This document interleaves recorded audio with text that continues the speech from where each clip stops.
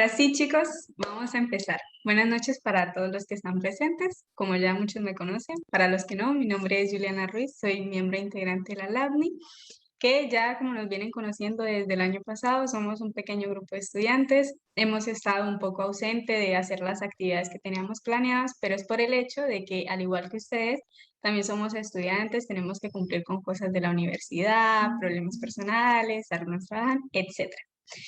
Sin más cosas, vamos a empezar con una serie de exposición de casos clínicos por parte de alumnos que están a cargo de la doctora Patricia Cabaleiro, que muchos la conocen, es una excelente doctora y ha estado con nosotros desde el inicio del proyecto de la LAB.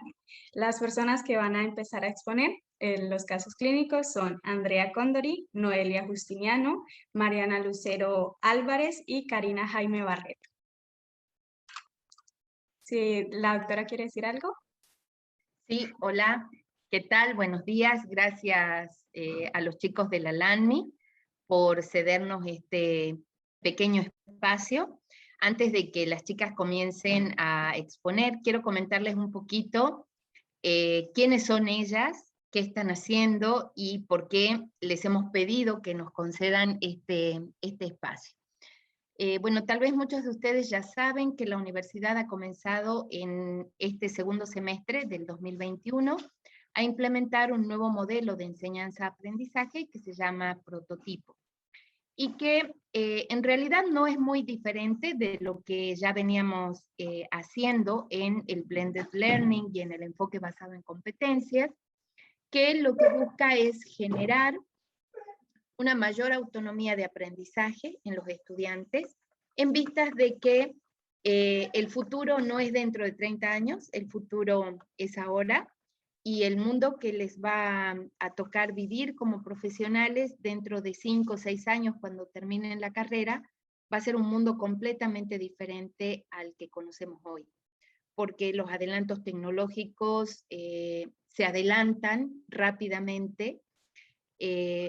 El futuro va a requerir en el médico no solamente el conocimiento teórico de la anatomía, de la histología, de la clínica, sino fundamentalmente capacidades tecnológicas.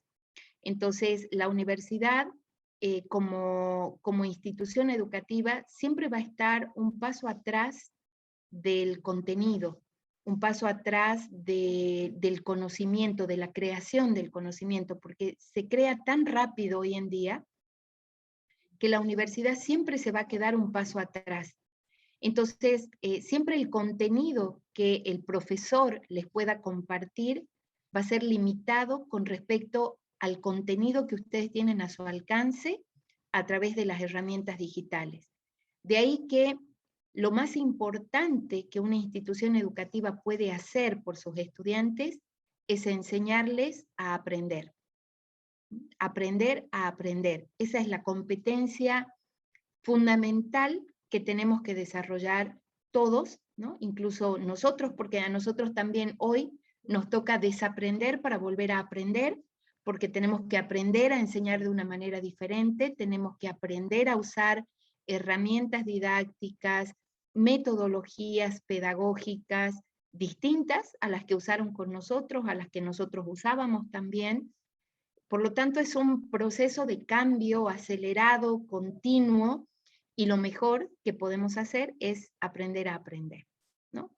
Entonces, ese es el proceso, ese es el camino que han iniciado hoy este grupo de 13 mujeres valientes, que son las que están en el prototipo de la sede Santa Cruz, porque además son todas mujeres, o sea que estoy más que satisfecha con mi primer semestre. Lo que ellas hacen es lo mismo que ustedes hacen ahora que están en tercero, en cuarto semestre, pero que lo hacen una vez en el hito, ellas los hacen todas las semanas. Entonces ellas en este semestre tienen la experiencia de presentación de casos clínicos que no tienen ustedes, porque ellas en este semestre van a hacer 21 presentaciones de diferentes casos clínicos. Ustedes hasta ahora solamente han hecho 8 presentaciones de 2 casos clínicos.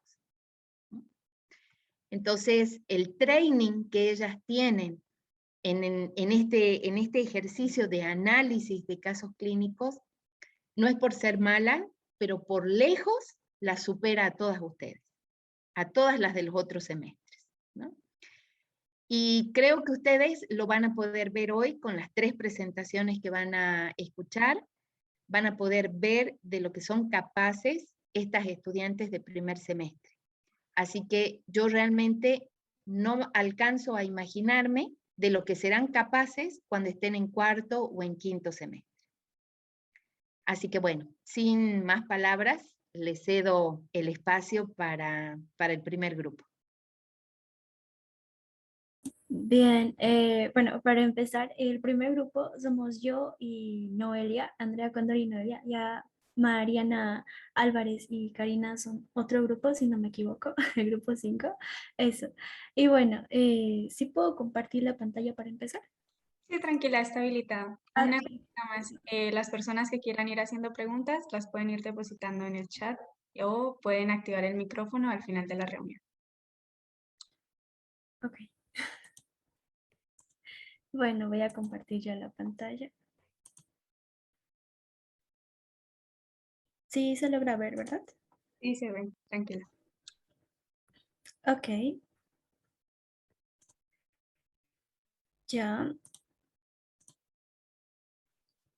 Bien. Ok, primeramente muy buenas noches, creo ya. Eh, vamos a presentar el caso de hernia de disco por carga de peso. Bueno, las integrantes de mi grupo somos yo y Noelia Justiniano. Bien, ¿qué es una hernia de disco? Esta es una afección caracterizada por un problema en el disco cartilaginoso, ubicado entre los huesos de la columna de la vértebra, que puede ocurrir en la parte de la espina dorsal. Bueno, esto también puede irritar un nervio cercano. Según la ubicación de esta hernia de disco, puede provocar dolor o entumecimiento o debilidad incluso en el brazo o en una pierna. Bueno, presentaremos el caso clínico de una paciente femenina de 24 años que presenta un dolor intenso en la región lumbar con una irradiación del territorio del quinto lumbar izquierdo. Cargar un mueble. Es trasladada al centro hospitalario donde se le maneja con analgésicos y relajantes musculares y se le realiza una resonancia magnética nuclear donde se le indica la necesidad de cirugía con el diagnóstico de hernia discal masiva entre el cuarto y el quinto lumbar. El examen clínico muscular mostró la paresia del glúteo medio, bíceps crural, tibial anterior, peroneos y extensor común de los dedos. Se procedió al retiro de los analgésicos no esteroideos y se inició el manejo farmacológico con neuromoduladores y opiáceos, con termoterapia, electroestimulación a músculos abdominales y músculos paréticos de miembro inferior izquierdo, y a los 6 meses de rehabilitación se le solicitó una resonancia magnética nuclear de control donde se muestra la completa resolución del material discal extraído. Bien, ahora, en nuestra paciente se muestra una hernia de disco en el lumbar 4 y 5. Ahora, es de conocimiento general de nosotros saber que la columna vertebral está compuesta por 7 vértebras cervicales, 12 vértebras torácicas, 5 lumbares, 5 vértebras sacras, 4 a 6 coxígenas. Esto depende mucho del autor del libro. Bien, ahora, nosotros nos vamos a enfocar en la región lumbar. Aquí podemos observar que en la región lumbar tenemos entre las vértebras los discos intervertebrales. Tenemos un cuerpo vertebral, tenemos una apófisis espinosa, tenemos también un foramen vertebral. Ahora yo me voy a enfocar más en una vértebra lumbar. ¿Qué partes puedo observar en una vértebra lumbar? Puedo observar el cuerpo vertebral, como vemos en la imagen, el foramen vertebral, el proceso accesorio, el proceso espinoso, la lámina, el proceso mamilar, el proceso articular superior, el proceso transverso y el pedículo. Bien, ahora hablando del disco intervertebral, nosotros también podemos observar las siguientes partes. Tenemos el anillo fibroso, el núcleo pulposo, las laminillas y la transición del anillo fibroso al núcleo pulposo. Bueno, los discos intervertebrales están localizados entre los cuerpos de las vértebras unidos en ellas por ligamentos. Cada disco intervertebral consta de 2 componentes que son el anillo fibroso y el núcleo pulposo, que es una parte central derivada de la notocorda del embrión. El anillo fibroso contiene una porción periférica del tejido conjuntivo denso, pero en su mayor parte se compone de fibrocartílago, cuyos haces de cartílago forman las capas concéntricas. Perdón, me equivoqué. En la región central del anillo fibroso hay un tejido formado por células redondeadas dispersas de un líquido viscoso con hialuronano abundante y contiene unas pequeñas cantidades de colágeno de tipo 2. Ese tejido constituye el núcleo pulposo. Los discos intervertebrales tienen la función de amortiguar, lubricar y previene el desgaste del tejido óseo de la columna vertebral durante los movimientos que produce aquella misma. El núcleo pulposo absorbe las presiones como si fuera una almohada para proteger las vértebras contra los impactos. Bien, ahora todo esto obviamente conlleva un desarrollo embrionario. Bueno, en este caso les voy a hablar sobre el desarrollo vertebral. Hacia el día 19 de este desarrollo embrionario, la capa germinativa intermedia, en este caso estoy hablando del mesodermo, se va a dividir en tres. Está el mesodermo paraxial, el mesodermo intermedio y el mesodermo lateral. Ahora, a partir del día 20, el mesodermo paraxial se va a dividir en los somitómeros y en las somitas. Bien, más tarde, a comienzos de la cuarta semana de desarrollo, el somita se va a diferenciar en dermatomo, miotomo y esclerotomo. Durante los primeros 4 meses de desarrollo embrionario, el esclerotomo va a cambiar su posición y va a rodear la médula espinal y la notocorda. A medida de que este esclerotomo se desarrolla, se condensa más y se empieza a formar lo que llamamos el cuerpo vertebral. La parte menos densa se separa del esclerotomo durante el desarrollo y acaba convirtiéndose en los discos intervertebrales.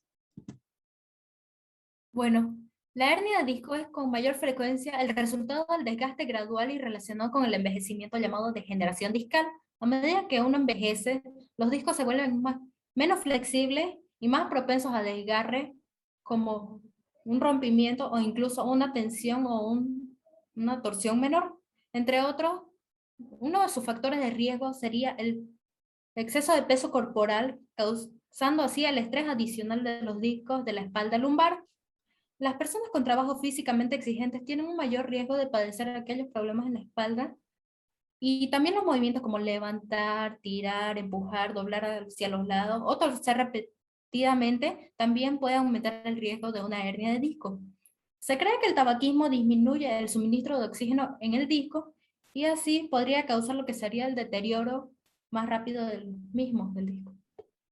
Bueno, también los signos y síntomas dependen de la ubicación y si el disco está presionando algún nervio. Como un ejemplo que voy a darles es si tenemos algún dolor entre los brazos y las piernas, eso significaría que la hernia de disco se encuentra entre la espalda lumbar. Normalmente el paciente va a sentir más dolor en la parte de los glúteos, el muslo, la pantorrilla o también en la parte del pie. Y entre algunas de esas otras incomodidades también se siente como el entumecimiento o el hormigueo en ciertas zonas. Bien, entre los exámenes diagnósticos podemos tener una radiografía en la columna vertebral. Esto es para descartar algunas otras causas de dolor cervical o también en la espalda. Sin embargo, nosotros no podemos diagnosticar una hernia de disco solamente utilizando este medio. Por eso también podemos usar la resonancia magnética o la tomografía computarizada. Esto para mostrar en qué parte del canal espinal la hernia de disco está presionando. Bueno, por otro lado, en el tratamiento, bueno, en primer lugar, podremos dar un tratamiento con analgésicos y con reposo de corto tiempo. Esto obviamente acompañado de una fisioterapia. A la mayoría de los pacientes, justamente siguiendo este tratamiento, mejora y vuelve a sus actividades normales. Sin embargo, van a haber otros pacientes que van a necesitar de algunos tratamientos adicionales. A esto me refiero con inyecciones de medicamentos esteroides o incluso en casos más severos, la cirugía. Ahora, entre los medicamentos, tenemos a los antiinflamatorios no esteroideos, tenemos a los medicamentos para relajar los nervios, si no me equivoco, y bueno, aparte, en las inyecciones tenemos los medicamentos esteroides. Estos se van a inyectar en la zona de la espalda, donde se localiza la hernia. Esta inyección va a reducir el dolor, pero no va a solucionar el problema que causa el dolor, así que obviamente un tratamiento fijo no es. Ahora, como un caso más severo, ya como último tratamiento, y no, en caso de que los síntomas no mejoren, podemos recurrir a la cirugía. Esta cirugía puede ser la disectomía, que se trata de extirpar una parte de la hernia o incluso una parte del disco, mejor dicho, o incluso todo el disco.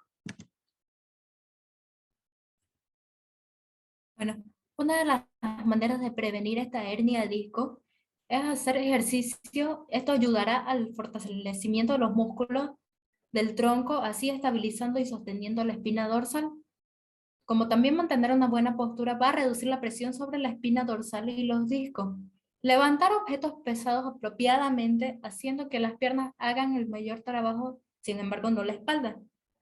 Mantener un peso saludable ayudará a que el peso no perjudique mucho la presión de la espina dorsal y los discos, y así lo hace menos susceptible a la hernia. Y también evitamos consumir cualquier producto que contenga un tabaco. Bueno, concluimos este caso sabiendo que las hernias discales constituyen una parte importante del problema de salud en los pacientes, causando para las personas normalmente activas un gran problema. Pero gracias a herramientas como la resonancia magnética, donde podemos visualizar de manera de alta resolución algunas imágenes, en la cual podemos estudiar las proporciones de la localización de la hernia y con ello podremos dar un buen diagnóstico certero y así proporcionar un adecuado tratamiento para así fortalecer la calidad de vida del paciente. Muchas gracias.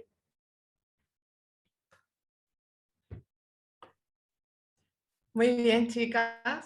Muy interesante. Ahora vamos a tener un tiempo, ¿vale? De unos 5 minutos aproximadamente para hacerles preguntas. Así que los miembros de la LAMNI que tengan dudas, que tengan preguntas, pueden levantar su mano y se les va a dar la palabra. Pero no van a hacer preguntas difíciles, no se preocupen, chicas. Mi primera pregunta, yo tengo una pregunta. Bueno, yo tengo varias, porque me interesa mucho este tema y es muy interesante. Ahora, ¿alguna de ustedes me podría decir la relación que tiene el tabaco? Porque lo han dicho 2 veces. Lo han dicho en una de las causas y, o sea, y luego lo que se tiene que evitar, ¿no? La recomendación es evitar el tabaco. ¿Cuál es la relación del tabaco con la hernia de disco? ¿Saben? Bueno, en cierto punto se dice que el tabaco reduce la cantidad de oxígeno en el disco y esto hace que, o sea, esto te hace más susceptible a una hernia. Entonces, es por eso que también entre las recomendaciones está evitar el tabaco y entre las causas más frecuentes también está las personas que fuman demasiado. Vale. Y Grigor, tienes una pregunta. Puedes hablar. Digo yo. No, es broma. No, tengo una sola pregunta y es la de si es que guarda alguna relación el levantamiento de pesas a nivel atlético, a nivel olímpico, o lo que sea. Si el levantamiento de pesas o el exceso de trabajo físico en el que interactúa mucho la espalda tiene algún tipo de factor directo en cuanto a la hernia discal. Supongo Algún que tipo de sí. influencia. Perdón, te interrumpí. Ya. Suponiendo de que estás cargando algo pesado, si excede los límites del peso que vos normalmente puedes cargar, obviamente puede causar algún desgaste gradualmente. No sé si tienen alguna otra pregunta. Ajá, también relacionando que la mayor parte del peso que tú cargas sea más que todo la parte lumbar. Entonces es por eso que nosotros somos más susceptibles a tener una hernia de disco en la región lumbar, ya sea por falta de postura, porque no estamos bien acomodados, o en este caso por levantar cosas muy pesadas, cosa que tu cuerpo mismo no puede alzar o, bueno, no puedes exceder algún límite, no puedes sobreesforzar eso, no puedes levantar cosas más de lo que tú no puedes, más de tu capacidad. Y ya viendo, ayudando a las muchachas, yo te puedo decir que el levantamiento de la gente que entrena mucho y que levanta pesos siempre es gradual y se pone en una faja, hay una faja especial que es bastante dura que se pone justamente en la zona lumbar para que cuando tengan que alzar harto peso, sobre todo aquí, no se les haga una hernia, porque sí es verdad que desgasta con o sea, el levantar mucho peso, y estos que entrenan un montón, que en mi gimnasio hay un montón de gente que así entrena muchísimo, se ponen una faja, porque sí tiende a desgastarse las lumbares. ¿Puedo agregar algo? Sí, sí, doctora. Lo que dijo Andrea es clave, ¿no? Que es el tema de la postura, ¿no? Para levantar, aunque sea un peso no excesivo, para levantar algo del piso hay una técnica. Nosotros habitualmente mantenemos las piernas rectas y doblamos la espalda para levantar algo del piso. Eso es un error. Lo que tenemos que hacer es flexionar las rodillas, levantar lo que queremos levantar del piso y luego volvernos a parar en ese mismo orden. Primero enrectar la espalda y recién levantarnos, porque si no, de la otra forma, acumulamos toda la fuerza, toda la energía en la región de la columna lumbar y ahí es donde se puede producir esa lesión a nivel del disco intervertebral. Sí. De hecho, eso fue, yo tengo lumbalgia crónica y ese fue mi error. O sea, así empecé. Me agaché así y me levanté, me dio una punzada y nunca más me volví a levantar. Tuve una semana de baja. Por eso. Sí. ¿Alguno tiene alguna otra pregunta? Justamente yo también puedo acotar un poco eso. La razón por la que hice esa pregunta fue porque justamente tengo un amigo que es fisicoculturista y hace levantamiento de pesas. Y en los últimos días, justamente por hacer un ejercicio mal o hacer un levantamiento erróneo, pues tuvo una hernia de disco. Yo estoy buscando los factores culpables, así que... Ahora ya lo sabes. Ya lo sé, ya tengo y si con no, qué le podés sacar el decir cuero. a tu amigo que reserve una consulta con la doctora Justiniano y la doctora Condori Segovia, Sí, que le van a poder explicar qué es lo que tiene que hacer. sí, me pareció una excelente exposición, en serio, me encantó pues, en casa. Sí. Muy bien hecho, me encantó. ¿Alguien tiene alguna otra pregunta? Chicos de la LAMNE. ¿Nadie? Bueno, por mi parte, felicitarlas, muchachas, lo han hecho súper bien, de verdad. La doctora Caballero tenía razón, de verdad. Porque incluso a nosotros nos faltan muchas cosas por aprender y nos fallan los nervios muchas veces, así que muy bien. Bueno, Y Julie. eso que nosotros también exponíamos en Fisiopato cada semana, pero no era una expo en sí, era una defensa de casa. Y yo creo que esta parte de este proyecto es un poco cargado, pero de verdad les va a servir mucho. De verdad, felicitaciones. Las diapositivas quedaron mucho mejor que las que hacemos nosotros en sexto semestre. Así que de verdad, felicitaciones. Ahora vamos con el siguiente grupo, que está conformado por Mariana Álvarez y Karina Jaime. Igual, la dinámica sigue siendo la misma. Preguntas al final de la exposición de caso y si tienen alguna otra duda, pueden activar el micrófono o dejarlas en el chat de Zoom.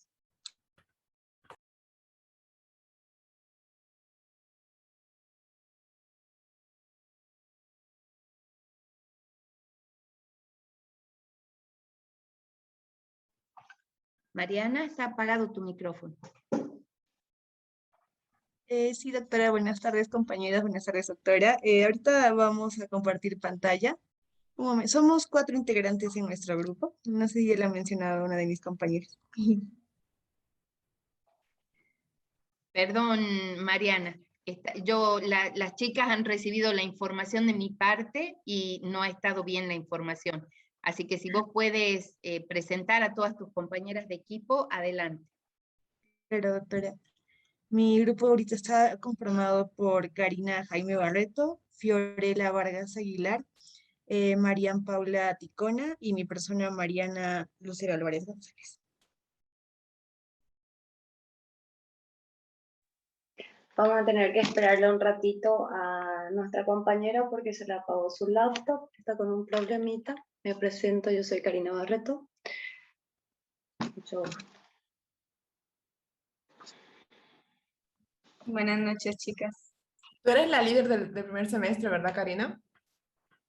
No, yo me cambié porque no, como trabajo y estudio no tenía tiempo, entonces...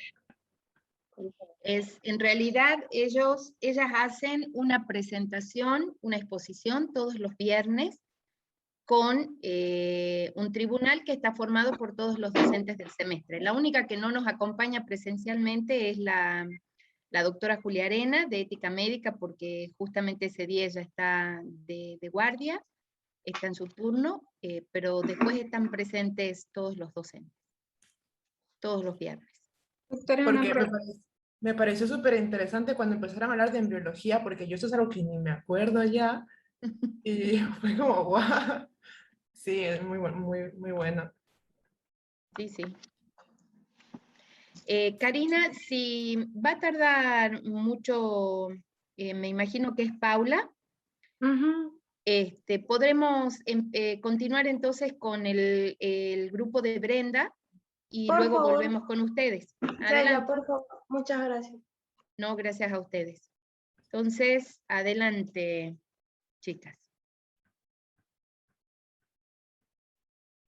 Sí, buenas noches a todas. Voy a compartir la pantalla. Un rato.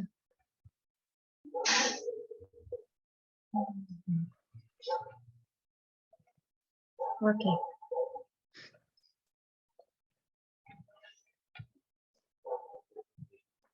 Ok. Buenas noches a todos.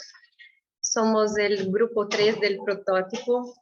Mi nombre es Mariana, estoy con mis compañeras Brenda, María Eduarda y María Fernanda, pero todavía María Eduarda está con una emergencia médica, está en el hospital, entonces hoy somos solamente nós três, ok? Bom, como dentro do início, eu sou brasileira, perdão por meu espanhol, estou melhorando todos os dias um ratito mais, pero ainda tenho algumas dificuldades.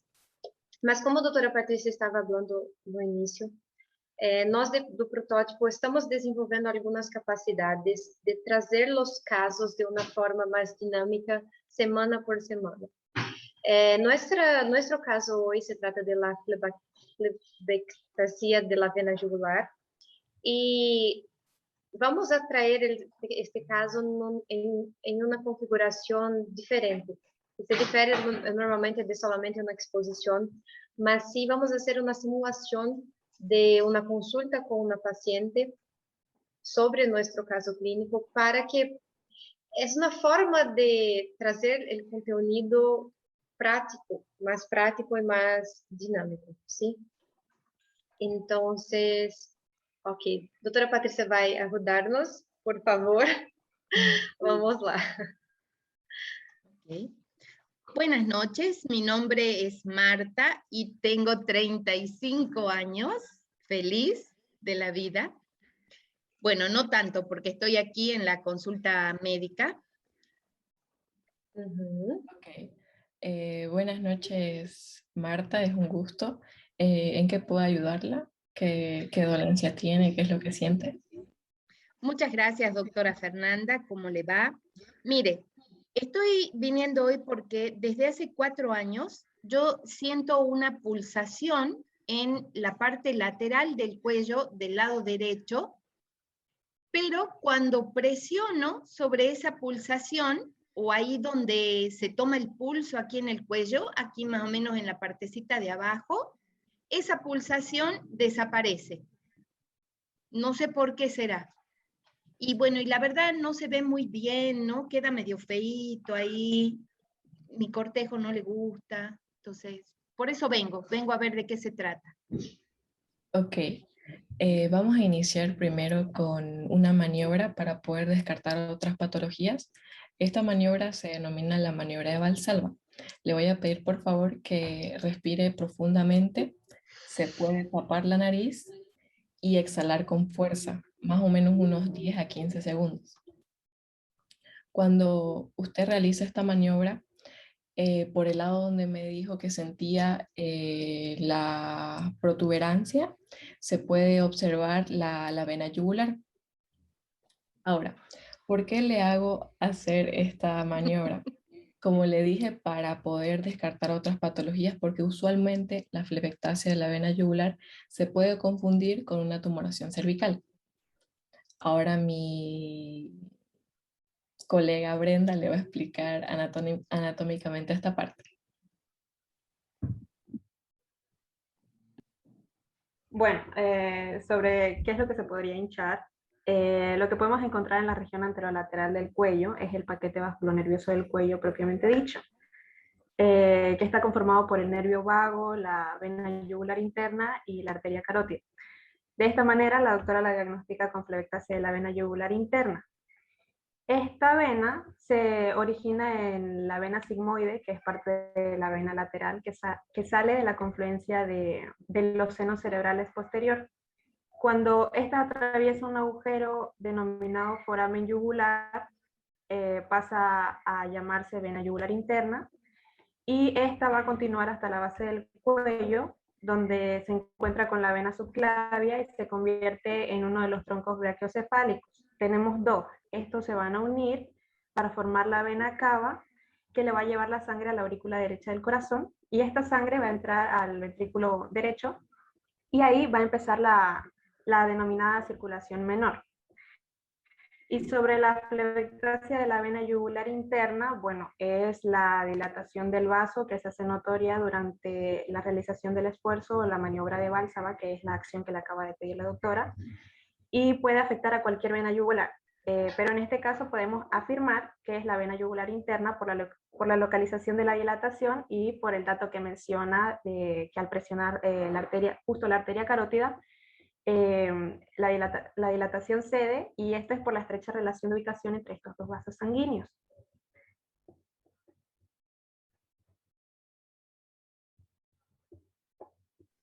¿Y cómo funcionan estas venas? ¿De qué son las venas? ¿No son duras las venas?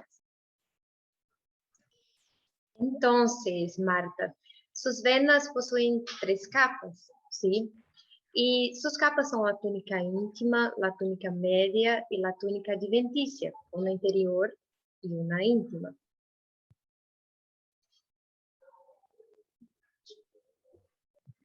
¿Sí, Brenda?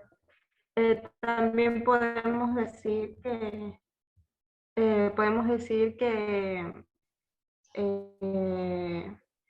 gracias a unas válvulas que tienen las venas, la sangre corre solamente en una dirección, que sería hacia el corazón. Sí.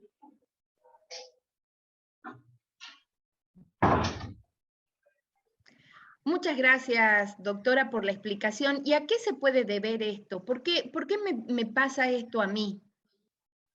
Entonces, Marta, tu condición es algo que llamamos de congénito. No que necesariamente algo que necesariamente te pasa desde su nacimiento, mas que se difiere, por ejemplo, de algo hereditario, que se herda los genes de su papá, de su mamá. Entonces, por ser algo congénito, puede vir a se manifestar o no. En su caso, es algo que te acompaña y causa una debilidad de las paredes de tus venas, principalmente de tu arteria jugular, como habíamos dicho, que las venas son compuestas por 3 capas. Entonces, esta condición específicamente que te acompaña desde su nacimiento causa esta debilidad y puede ser una posible causa, ¿sí?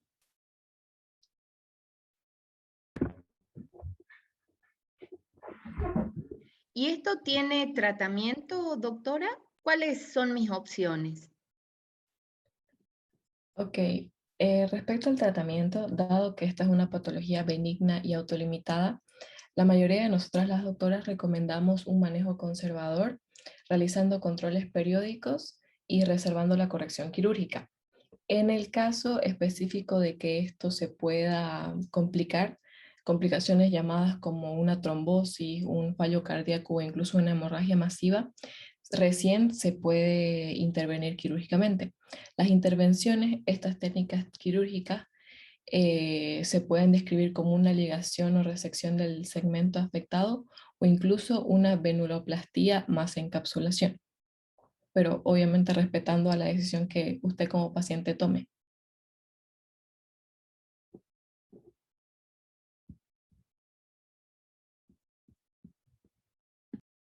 Bueno, en este caso yo creo que no está complicado, ¿no? Es solo una cuestión estética, así que prefiero dejar la cirugía para más adelante cuando sea estrictamente necesaria. O si empeora, ¿no? Muchas gracias. Bueno, entonces les voy a leer el caso para que se comprenda mejor, para que haya contexto.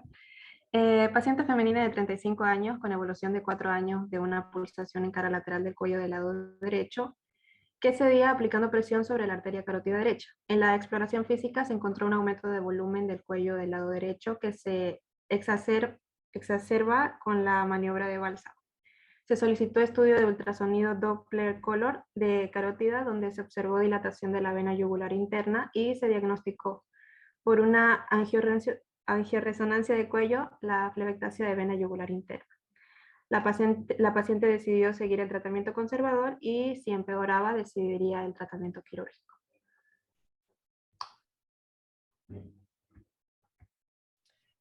Ahora, como una conclusión, el caso nos ayuda a comprender el recorrido y la anatomía de los senos durales, también a conocer los tejidos que existen en esta región, el origen embriológico y los estudios o maniobras que nosotros debemos seguir para poder diagnosticar esta patología.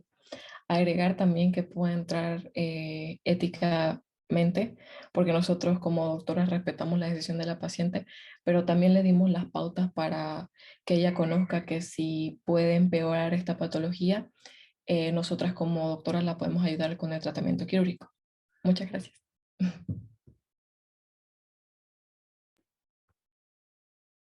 Gracias, chicas. Muy buena presentación, excelente presentación. No sé si tienen alguna pregunta a los chicos de la LAMNI. Yo tengo una pregunta. Yo siempre tengo preguntas. Porque me parece muy interesante y porque no había escuchado hablar sobre esta enfermedad. Yo creo que la clave aquí es lo que dijeron ustedes, que es congénita. Quisiera saber si se da con mucha frecuencia esto, si leyeron sobre eso, si era muy frecuente o no. No muy frecuente, principalmente en casos de personas mayores, como nuestro paciente tiene 35 años, se da muy raro. Entonces, se da más en niños y niñas, más no es algo muy frecuente. Se detecta más en edad temprana, porque si es congénita, se debería detectar más temprano, ¿no? Julie, ¿tienes una pregunta? Sí, yo tengo una pregunta. ¿Se puede presentar unilateral o también bilateral? O sea, en ambos lados. ¿O solamente puede ir de un solo lado? ¿Me hago entender? Me voy a arriesgar, mas sí se trata de algo congénito que causa una debilidad en las venas. Tenemos 3 venas yugulares, una de cada lado y una posterior, no sé si puedo hablar, no sé si estoy hablando, mas puede se manifestar de otras formas. En realidad, la flebectasia, que es una patología congénita, por eso, y hay una diferencia con la varice, porque en realidad en la flebectasia lo que hay es una dilatación fusiforme y que afecta a toda la circunferencia de la pared venosa, a diferencia de la varice, que son dilataciones segmentarias y que a veces no afectan a toda la circunferencia del vaso, ¿no? Es una patología congénita que se da principalmente porque hay una deficiencia o hay una alteración en la calidad del colágeno que forma parte de esta pared vascular, ¿no? Entonces, digamos, hipotéticamente podría darse en forma bilateral, pero no es la forma de presentación más frecuente, ¿no? O sea, lo más frecuente es encontrarlo como una dilatación unilateral y es verdad que siendo congénita se puede presentar o se puede identificar con mayor frecuencia en la infancia, pero no siempre es así, ¿no? Porque muchas veces este potencial de dilatación está en esa pared venosa defectuosa, pero se manifiesta, aparece cuando hay algún factor que lo puede desencadenar, por ejemplo, un esfuerzo intenso o algún proceso que esté obstruyendo a nivel de la cava superior o algún otro proceso compresivo que se puede desarrollar en el cuello, como por ejemplo las neoplasias de tiroides, ¿no? Que es uno de los diagnósticos diferenciales que se debe hacer cuando se presentan este tipo de deformaciones en el cuello, ¿no? Por la ubicación que tiene. Douglas, ¿tenías una pregunta? ¿Levantaste la mano? Era la misma de Yuli. Ah, bueno, ya está respondida. ¿Gabriel? Buenas noches. Doctora, más que todo usted creo, porque no sé, entonces si dice que una deficiencia de colágeno tendría entonces mayor predisponencia también la paciente a sufrir lo que son las varices, o podríamos verla asociadas a este caso, ¿sí? No necesariamente, porque el proceso de desarrollo de las varices no es exactamente una deficiencia en la estructura de la pared venosa. El desarrollo de las varices está relacionado principalmente con la sobrecarga en el vaso y la insuficiencia valvular venosa. Entonces, más bien esta paciente lo que tiene es riesgo de desarrollar, por ejemplo, un aneurisma en alguna arteria mediano grande, ¿no? Porque hay una deficiencia del colágeno, más que precisamente una varice. Ok, doctor. ¿Yuli? ¿O no? Eso le iba a preguntar a la doctora, que al haber deficiencia de colágeno también podría afectarse las arterias o algo así. Exactamente. Sí, sí. Bueno, yo no sabía que se le podían hacer preguntas a la doctora, yo también la hago entonces. El tema de que la flebectasia sea una dilatación fusiforme y tenga un cierto parecido con lo que sería la ingurgitación yugular en los pacientes con insuficiencia cardíaca, crea algún diagnóstico diferencial, ¿no? Y si la paciente tiene 35, 39 años, ¿no cree que nosotros como médicos primeramente sospecharíamos de eso? Por supuesto. Es más, bueno, con 35 años no pensarías en una insuficiencia cardíaca derecha, ¿no es cierto? Que es la que te podría provocar la ingurgitación yugular. O una, digamos, una insuficiencia cardíaca global, ¿no? Con una mujer de 35 años que aparece con este abultamiento en el cuello,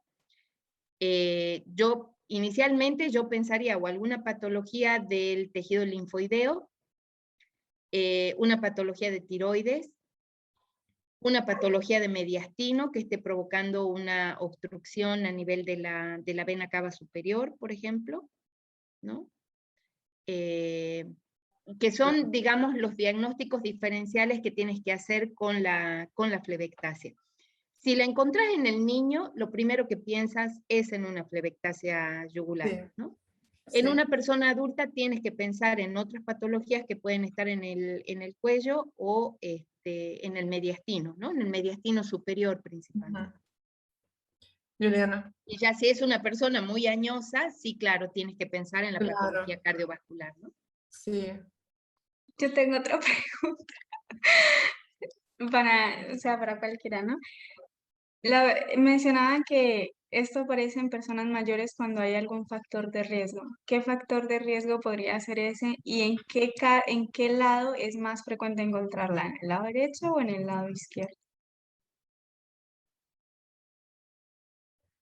No tiene un lado de preferencia, ¿no? No hay, digamos, el 60% se presenta a la derecha y el 40% a la izquierda. Es muy, muy variable.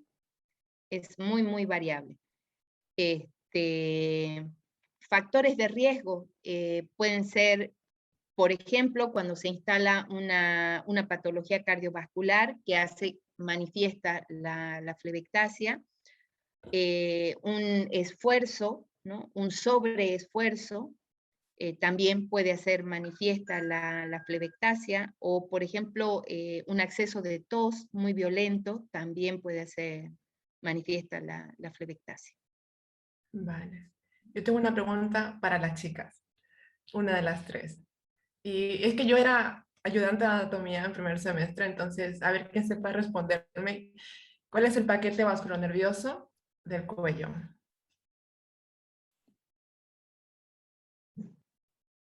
El paquete vascular nervioso del cuello contiene la vena yugular interna, arteria carótida y el nervio vago.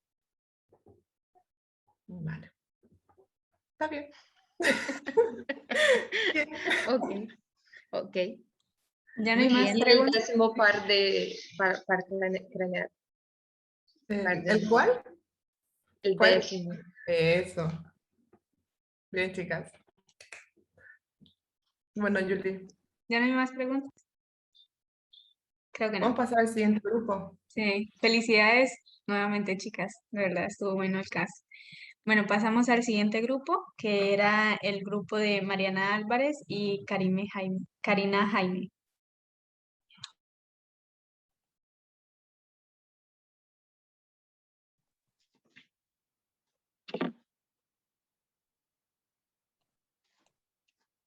Bien, tengan ustedes muy buenas noches. En esta oportunidad vamos a presentar el caso titulado Síndrome compartimental crónico. El caso clínico es el siguiente. Paciente de 35 años, diestro, presenta dolor moderado opresivo con predominio en el lado derecho, en el aspecto volar del antebrazo que se desencadenó luego de utilizar un dispositivo para ejercitar el antebrazo. Los síntomas mejoran con el reposo, pero el dolor se incrementa con el ejercicio. Se les diagnosticó una contractura muscular y luego una tendinopatía. El paciente recibió fisioterapia kinestésica y conservador, sin respuesta durante 6 meses. Al ingresar al examen clínico, presenta un área inflamada, pálida, sin dolor a la palpitación. Los antecedentes y la falta de evidencia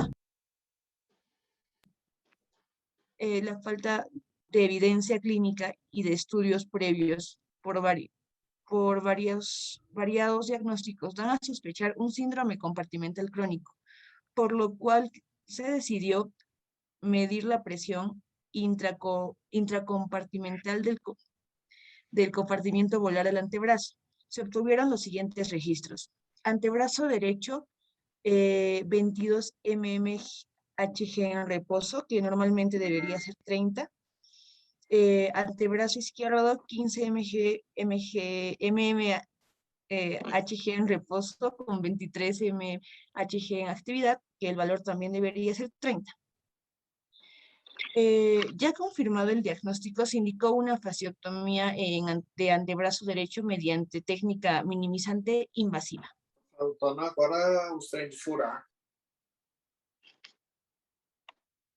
Bueno, vamos a empezar con la parte de anatomía, con la parte ósea del antebrazo, que contiene el radio, que se encuentra esta parte, y está articulado con el codo y con la muñeca, así también el cúbito, que está articulado con el húmero y con la muñeca.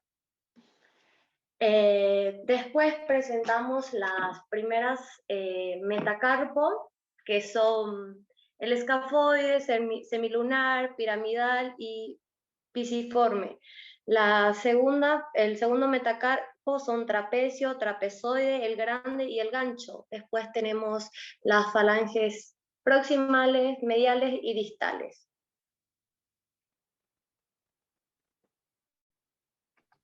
Eso sería toda la parte ósea del antebrazo y de la muñeca, de la mano. Y diapositiva, seguimos con los músculos del antebrazo, que estos están divididos en 3 grupos, que es grupo anterior, grupo lateral y grupo posterior. El grupo anterior está encargado de la flexión, mientras que el grupo posterior es de la extensión. En el grupo anterior comprende 8 músculos, pero este grupo se divide en 4 planos. En el grupo lateral comprende 4 músculos que son de profundo a superficial, al igual que el grupo posterior, que se organiza en 2 planos, que también es de profundo a superficial. Eso sería.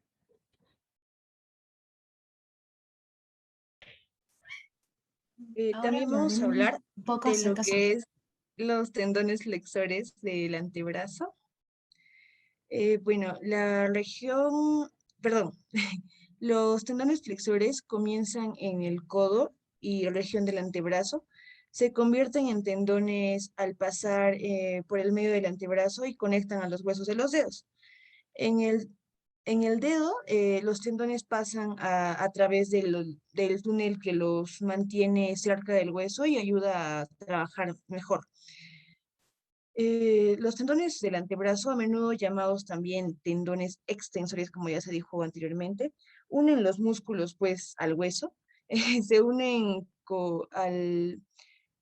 lo que está como aquí sería epicóndilo, el epicóndilo lateral, claro, al tendón usualmente involucrado está pues involucrado en el codo de tenista, lo llaman así, que se le llama extensor radial corto del carpo. Ahí terminamos con anatomía. Terminamos mencionando sobre los cartílagos articulares. Bueno, estos son los tejidos que cubren las superficies óseas y es el que, son encargados de soportar y distribuir las cargas que se transmiten entre las superficies y protegen un movimiento suave de deslizamiento. Debemos de recordar también que las articulaciones, el grado de movimiento a clasificar en las articulaciones son de 3 tipos, que llega a ser articulaciones inmóviles, las semimóviles y las móviles. Con eso concluimos con anatomía. En histología vamos a hablar sobre el tejido de los músculos, que es responsable directo de que el organismo y todos sus componentes tengan la movilidad. También posee las células musculares, que es una gran capacidad para convertir la energía química en energía mecánica que utilizan para desarrollar su función de contracción en los músculos. Existe también 3 tipos de tejidos musculares, que es el músculo liso, músculo estriado esquelético y músculo estriado cardíaco. El tejido muscular liso es un tipo de tejido que comprende uno de los componentes musculares que está presente en todos los órganos internos, mientras el músculo estriado esquelético es llamado así por presentar estriaciones y porque la mayor parte de él se asocia con el esqueleto y tiene una función voluntaria, ya que se encuentra inervado por el sistema nervioso autónomo, somático. El músculo estriado cardíaco es una forma especializada de músculo estriado que conforma la pared del corazón, cuya contracción rítmica es involuntaria. De ahí sigue con embriología.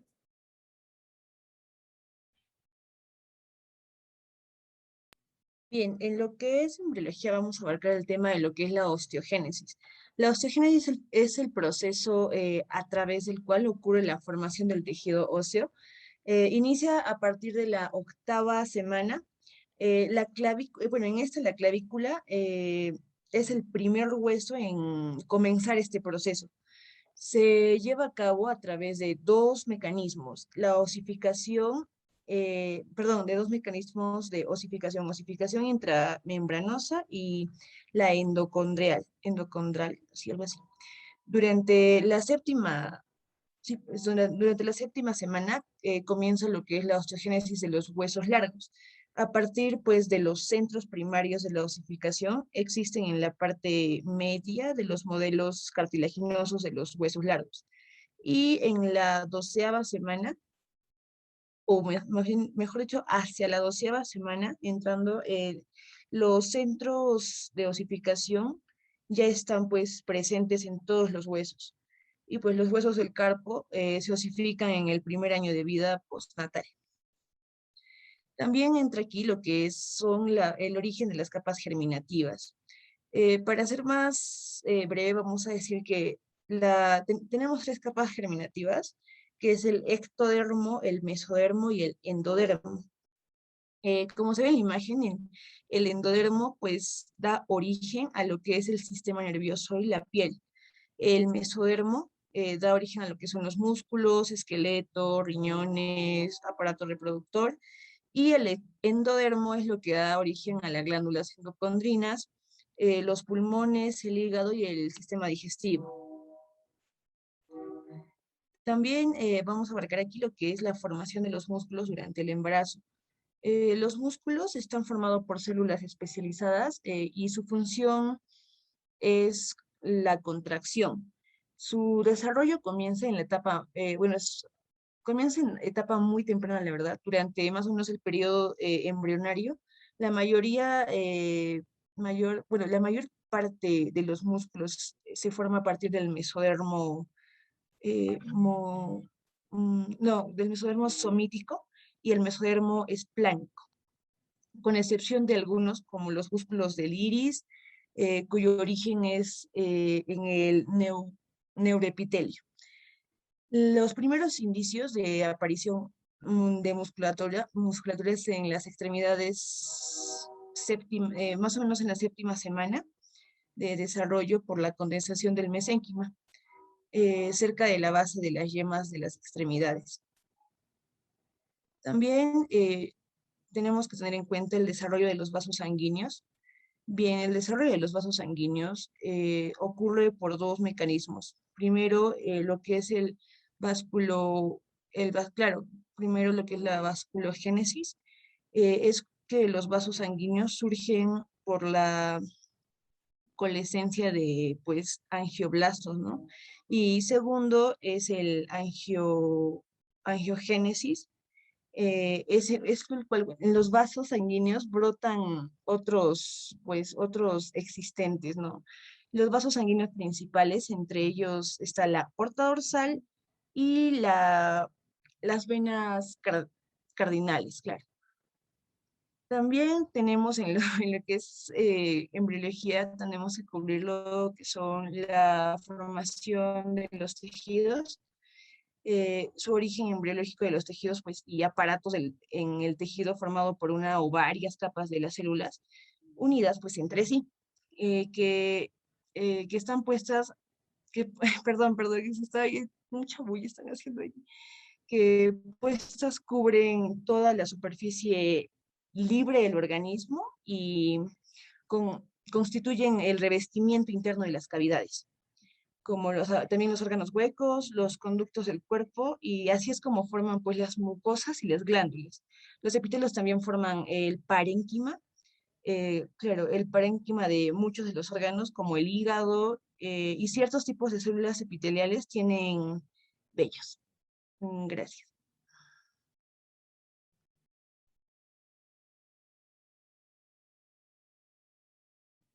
Siguiente diapositiva, por favor.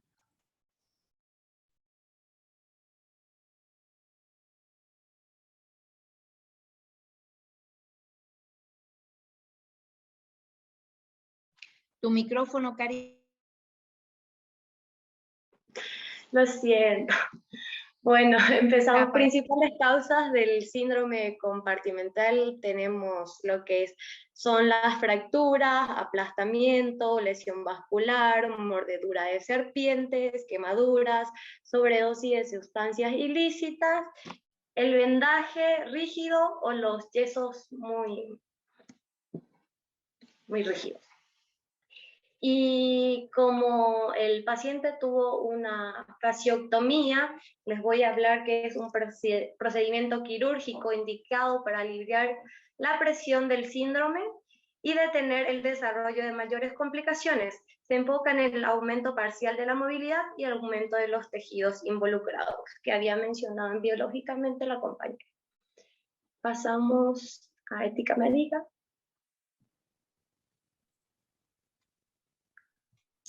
Bueno, el médico y el paciente asumen cada uno asume un compromiso importante, una responsabilidad.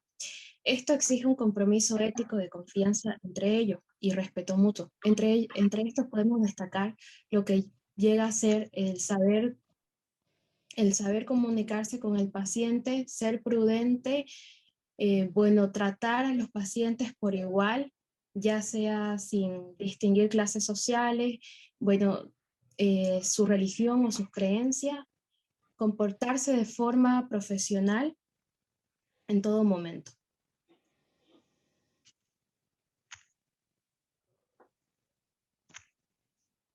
Siguiente, por favor.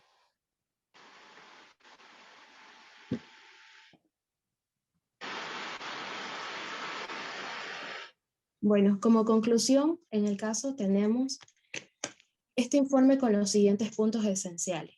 Primero, debemos comprender que al momento de que los pacientes que realizan actividades repetitivas, sobre todo los que ejecutan ejercicios que comprometan la presión muscular, deben realizar una revisión médica en cuanto padezcan los síntomas que caracterizan a este síndrome si acontece que el paciente no se realizó aquella revisión y en ese lapso de tiempo procedió los síntomas del síndrome compartimental, el médico, dependiendo de la gravedad del caso, podría proceder a una fasciectomía para salvar la movilidad de la extremidad y evitar posibles consecuencias como el necrosamiento de la región afectada o la amputación.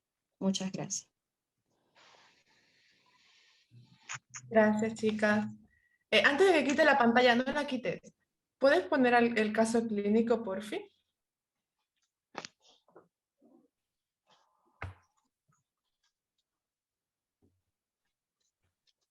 Vale. ¿Será que me pueden definir la enfermedad? O sea, el síndrome. ¿Qué es el síndrome compartimental? Algo que no me quedó claro. El síndrome compartimental crónico es causado mayormente por ejecutar actividades repetitivas y se define como el aumento anormal de la presión en los compartimentos. Esto produce una alteración en el flujo sanguíneo distal y potencial daño neuromuscular. Produce una alteración en el flujo sanguíneo distal y potencialmente daño en el neuromuscular, como se había presentado en nuestro caso clínico. Más o menos te di. Sí. Y el paciente estuvo 6 meses con el brazo hinchado. Ajá, estaba así porque pensaron que solamente era dolor y después que se había hecho varios exámenes, ahí recién descartaron que era un síndrome compartimental. Y ya. ¿Alguien tiene alguna pregunta? Porque si no, solo voy a ser yo la que haga preguntas, entonces, porque muy interesante. ¿Julie? No más preguntas. No más entrevistas. Mentira. Sí, yo tengo una pregunta. ¿Cuál sería como la clínica que caracteriza, no sé, la persona? Aparte de los hematomas, podría tener hematomas, ¿no? Y la dificultad de la motilidad, ¿puede tener dolor o algo así? Sí, Al mover el brazo. el dolor casi no se mueve, como habían dicho, no se puede mover, no se puede usar, el lugar queda así como color pálido, no se puede ver y como ya es crónico, podría llegar también a la ¿cómo era? Necrosamiento. Con la Y como, necrosidad. perdón, Karina, como dice nuestro caso clínico, nuestro paciente ha pasado 6 meses con pues, el brazo sin movilidad. El dolor ha estado ahí presente, pero el paciente no podía mover el brazo y lo tenía pálido, pues es uno de los síntomas, ¿no? Yo tengo otra pregunta con respecto al tiempo. O sea, ¿qué tiempo como máximo? Pues 6 meses es demasiado, ¿no? En ese caso pero ya tendría una afección neuromuscular, ¿no? Podría tener hasta necrosis. Entonces, podría tener, pero como tenemos el caso clínico, entró en algo crónico, pero al parecer sí le pudieron salvar el brazo con la fasciotomía. Pero porque en este caso fue no. en este caso fue un síndrome compartimental que se fue instalando paulatinamente. No es como, por ejemplo, cuando vos tienes un yeso, ¿no? En una fractura, que se coloca un yeso muy, muy ajustado, entonces el síndrome compartimental va a aparecer en pocos días y va a ser un síndrome compartimental mucho más intenso, con un dolor mucho más intenso, una reacción inflamatoria también mucho más intensa y que también, digamos, ahí todo el proceso es como más acelerado, ¿no? Entonces ahí es más urgente quitar ese yeso y hacer, a veces solo con quitar el yeso ya es suficiente, y otras veces cuando ya es muy intenso el síndrome compartimental, sí hay que hacer una fasciotomía, ¿no? Para descomprimir. Y profe, permiso, como fue ayudado de fisioterapia, entonces también no es que avanzó mucho el síndrome. Yo tengo otra pregunta. ¿A qué nivel o lo siento, es que también me gusta el tema? Está bien, está bien. Pero en el caso de las presiones, o sea, ¿hasta qué nivel o en cuánto debe estar la presión para sospechar de un síndrome compartimental aparte de la clínica, no? Eso lo saben las chicas porque está ahí en su caso clínico. Disculpa que Ahorita están haciendo mucho estaba ruido acá. preguntando sobre lo que es los milímetros de mercurio. Ujú. Claro, el valor normal de este es mayor a 30 milímetros de mercurio activos. Sin embargo, nuestro paciente está presentando 22 milímetros de mercurio en reposo en el brazo derecho y 48 en actividad. Ese está bien, claramente. En cambio, el izquierdo está presentando 15 en reposo y 23 en actividad, y ese es el que pues está siendo mucho más afectado, ¿no? Como ya dije, el valor normal de ambos brazos es de mayor a 30 milímetros de mercurio. ¿Sí puedo resolver tu duda o no? Sí. ¿Alguno de Pero los chicos? sería muy tiene- cansona si alguna más. No, Yo no sabía cómo medir la presión del antebrazo. ¿Se yo sí iba a mide con el preguntar. esfingo o con otro aparato? ¿O cómo la sacan? Yo iba a preguntar eso también. No, no es con el esfingomanómetro con el que se toma la presión arterial, no, no es con eso. Es con, en realidad es como una aguja que se inserta dentro de la zona afectada, que está conectada a un esfingomanómetro y te permite medir la presión del compartimento. Pero es otro aparato, otra herramienta. No es con el que tomamos la presión arterial. Ya, gracias, chicas. Disculpen un poco la... No, no, para eso están, para eso, ese era el No, ejercicio, está así bien, que muchas gracias. excelente.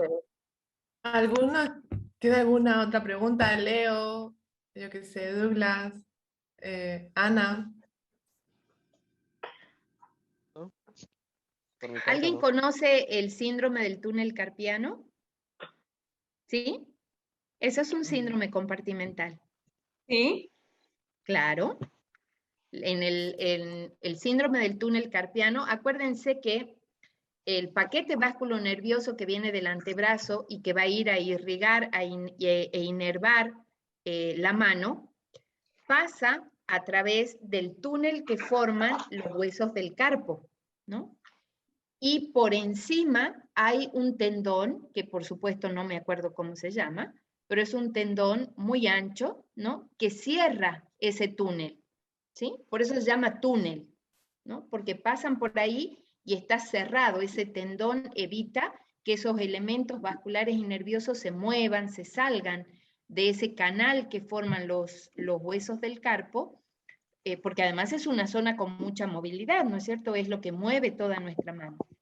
Entonces, por ejemplo, las personas que hacen un movimiento repetitivo con la mano, por ejemplo, los tenistas, por ejemplo, las tejedoras de crochet,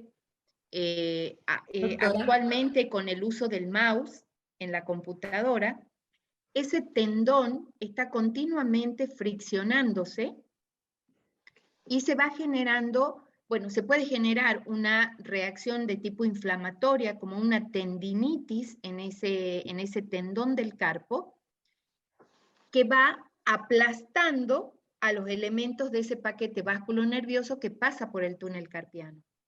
Entonces, reduce la circulación hacia la mano, comienza con sensaciones de hormigueo, sensación de adormecimiento en la mano, dolor al realizar ciertos tipos de movimientos. Y sí, y eso, como se va instalando progresivamente, puede llevar años hasta que el paciente consulta. Y claro, ya cuando el paciente consulta hay algún grado de atrofia muscular, hay algún grado de pérdida de la función de la extremidad, etcétera, ¿no? Entonces, el tratamiento es obviamente descomprimir ese túnel carpiano resecando el tendón del carpo, ¿no? Es una de las formas más frecuentes de síndrome compartimental crónico.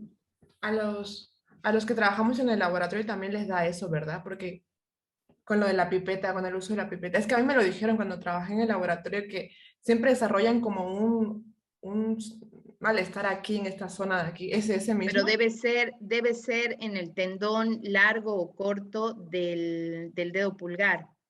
Ahí puede ser, porque cuando vos pipeteás, lo que usás es extendés y flexionás el dedo pulgar, ¿no? Entonces, es probable que aquí aparezca, ¿no? Ajá, en esta zona. En los tendones, pero del dedo pulgar. El túnel carpiano es el que aparece acá. Puede ser también un síndrome compartimental, pero, o sea, tendrías que pipetear realmente muchísimo, ¿no?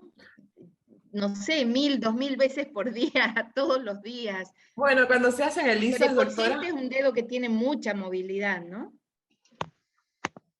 Sí. No sé, no. Porque cuando hablamos, por ejemplo, de las tejedoras de crochet con el síndrome del túnel carpiano, hablamos de esas señoras que se dedican a tejer y que tejen todos los días de su vida durante años, ¿no? Y entonces a la larga aparece esta molestia que realmente puede ser muy, muy dolorosa a la altura de la muñeca. En los tenistas también no es algo que se presente, digamos, de un día para el otro, ¿no? Es algo que se presenta con el tiempo. Sí. Bueno, si nadie más tiene preguntas, ¿alguien quiere añadir alguna cosa? Estamos muy agradecidos, mejor dicho.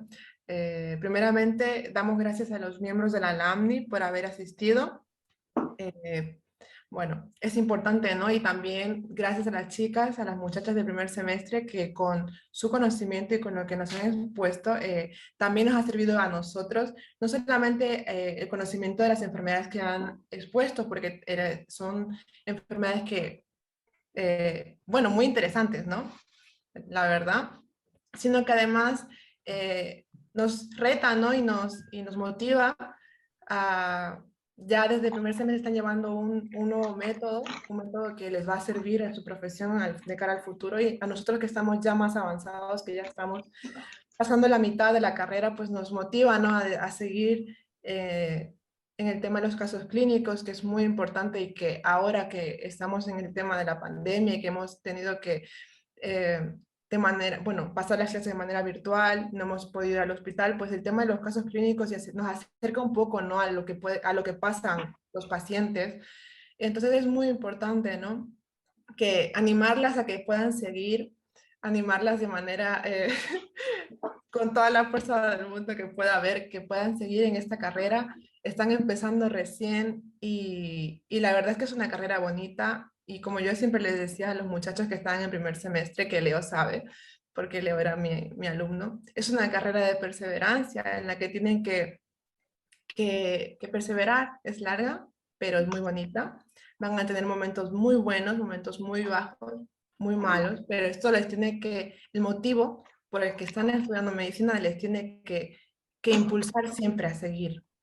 Y también cuentan con nosotros para cualquier cosa que necesiten, cualquier duda que puedan tener sobre materias, incluso mirar, y si quiero dejar lo que hago, también porque todos tenemos experiencias que contar de cómo la vida, ya 3 años casi de carrera, pues nos ha llevado por caminos y por situaciones, y cómo hemos salido de eso también yo creo que les puede ayudar. Estoy súper sorprendida y de verdad que me da como, no sé, una admiración de ver a personas que son más mayores que yo y que están en la carrera. Me llena, o sea, no sé, no sé cómo decirlo, pero las aliento y las animo a que puedan seguir, de verdad.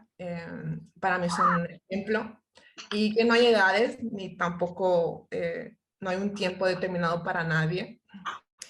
Y bueno, asimismo, como estamos ya llegando al final de la actividad que estamos teniendo con ustedes, que espero que no sea la última en la que podamos vernos, sino que podamos tener alguna otra actividad. Si ustedes quieren, también podemos repetir el tema de los casos clínicos en el siguiente semestre. O sea, podemos hacer actividades que esto nos enriquece a nosotros también. Y invitarlas a nuestra siguiente actividad que vamos a tener la semana que viene, o sea, ya, nada, quedan días nomás. El 22, que es el lunes, a las 6:30, queremos hacer un conversatorio sobre salud mental. Queremos tocar el tema del estrés, de la depresión y de la ansiedad, de manera que podamos compartir un poco de los conocimientos de estas tres enfermedades y que también ustedes puedan retroalimentarnos y poder hacer un conversatorio de manera pues amena y bueno, y los invitamos. Si están interesadas, Douglas ha dejado la información en el chat. También tenemos redes sociales, que Instagram, Facebook, y nos pueden seguir y cualquier cosa nos pueden preguntar. No sé si Juliana quiere decir alguna cosa, pero, o la doctora Patricia, pero estamos muy contentos por haber hecho este evento. No sé. Permiso, Sí, sí, yo quería decir algo más. Bueno, de nuevo agradecerles a ustedes por habernos abierto este espacio con el primer semestre. Esto en realidad ha sido para ellas un entrenamiento porque van a participar de una competencia nacional con los estudiantes del prototipo de las otras 3 sedes de la universidad en la última semana del semestre. Así que, bueno, este ha sido un excelente entrenamiento para ellas, ¿no? Muchísimas gracias. esperamos que ganen. Sí. Ahí vamos a estar.